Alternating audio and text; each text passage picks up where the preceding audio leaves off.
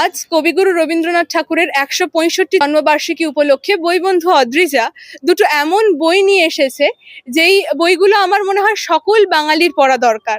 কারণ ২৫শে বৈশাখ দিনটি তো বিশ্বজুড়ে সেলিব্রেট হয়, কিন্তু এই দিনটার যাকে ঘিরে সেই ব্যক্তি সম্বন্ধে অল্প কিছু জ্ঞান কিন্তু সকল বাঙালির থাকা দরকার।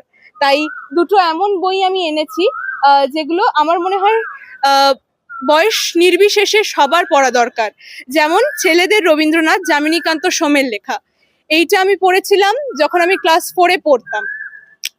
যদি তোমরা বাংলায় অতটা পাকাপোক্ত না হয়ে থাকো তাহলে এই বইটা তোমরা পড়তে পারো।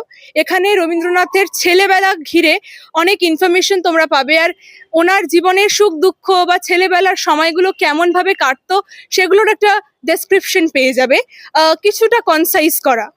আর যদি আমার মনে হয় এই বইটা আমি সাজেস্ট করব সকলকে, যদি তোমরা বাঙালি হও এবং বাংলায় যথেষ্ট পারদর্শী, বাংলা পড়তে পারো বলতে পারো, অবশ্যই রবীন্দ্রনাথ ঠাকুরের নিজের লেখা ছেলেবেলা বইটা পড়বে, যেটা কিন্তু বিশ্বভারতী থেকে পাবলিশ হয়।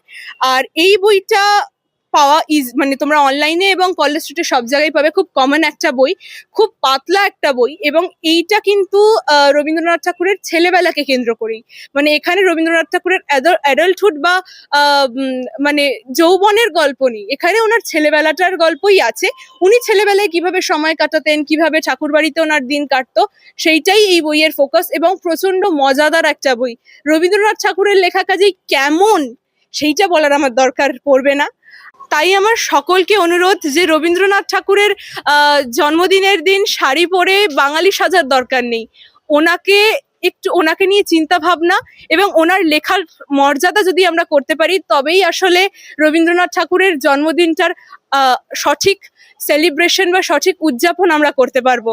কারণ বাঙালির বাংলা ভাষার প্রতি যদি কদর না থাকে, তাহলে কদর আমরা অন্য কোনো ভাষা বা অন্য কোনো জাতির লোকের থেকে আশা করতে পারি না।